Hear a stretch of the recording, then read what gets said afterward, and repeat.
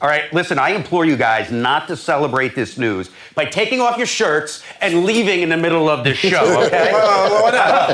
I think you know where I'm headed. Kiwi, what's the deal with Antonio Brown and the Bucs? I mean, this is another episode of As the NFL World Turns. What's your take? I mean, as far as being on TV and having to talk about sports, this is almost like the gift that keeps on giving, right? Like, there's so many different facets of it that keep coming out. Now, as being a former player and having known people who are now years removed from the game, it's kind of saddening. And you see what Tom Brady had said initially, which was that this is a time where we need to put our arms around him and maybe, kind of pray for him and give him extended empathy and leniency in this time. And then he flipped the script on Tom himself, and the story changed a little bit there. So in my opinion, you're never going to get the full truth. Full disclosure, I was first-round pick, drafted by the Giants, a first-class organization. They have done things outside of what they needed to do. Not every organization operates this way. So you cannot go in there and say, hey, yes, automatically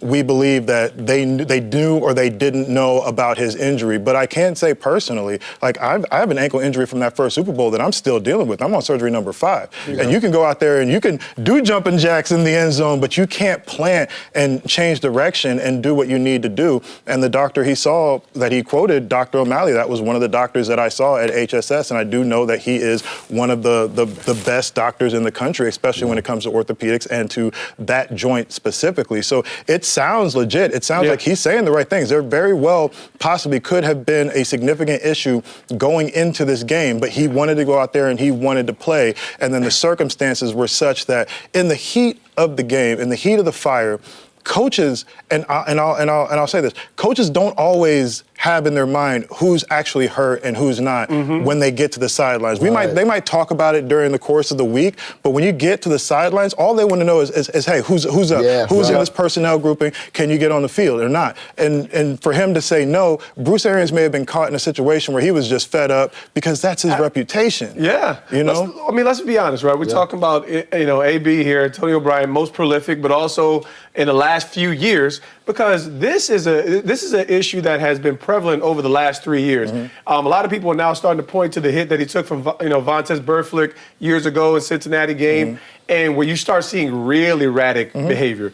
And so when you're looking at these patterns, you already have someone who is a prima donna who fits the mold of that, and now their erratic decisions, it becomes a little bit of a chess match in regard to how much empathy you can extend and how you can do your job. And that makes it really difficult for somebody like a Bruce Arians in the heat of a moment where you have a decision to make on how you're going to get the next play run. The problem I have is that regardless of whether it ends up being CTE or anything mental health issue related, that's not our business right now. But the rules of society still apply. Absolutely. And one of the main things I have a problem with is you don't screenshot people's text messages and put it on your Twitter or wherever else. That's a violation of the relationship that you should have between yourself and that person.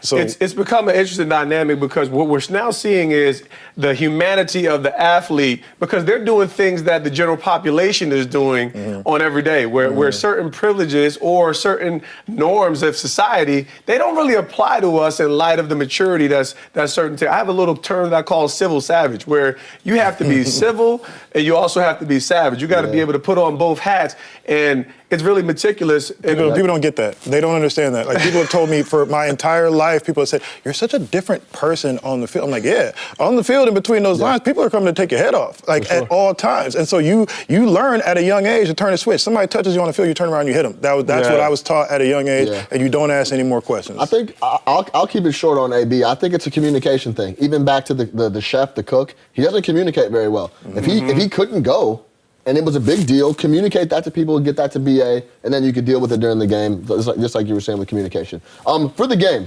I had a hard time. Right now, Panthers are at the Bucs. The line's -8. I had a hard time finding a reason for the Bucs and why they would get up for this game. The 1 seed is locked up by Green Bay. They don't have to worry about that. They have a chance. They'll most likely be the 2 or the 3. They have a chance to get the 2, but a lot of other stuff needs to happen. So this is a divisional game. The Panthers might want to close out the season strong. Brady might want to get some rest for some guys. I just don't see them coming out at home and blowing the Panthers' doors off. This 8 number is a little high to me, but we'll see what happens. Yeah, I have my concerns in light of the Carolina defense is legit. They're still, I believe, top 3, top 4 defense especially overall. past D, Right? So with AB down, and there's still a few weapons for Brady to work with, but 8 points, and in light of them, I don't think the Matt Rule damage is as big as everybody is making it in light of the instability at the quarterback position. Yeah. So I'm Carolina I'm going to take those points on Carolina. I'm going Tampa Bay on this one just because there's so much instability. We talked about their defense. We never mentioned how difficult it is for them to field a full offense, and instability at the quarterback position is a really big deal. I know that the Bucs are going to come in. I know they're going to rest some guys. They rested some guys last week. But I still believe in Tampa Bay in terms of getting this win covering. We'll see, but I'm still on the Tampa Bay side. Yeah.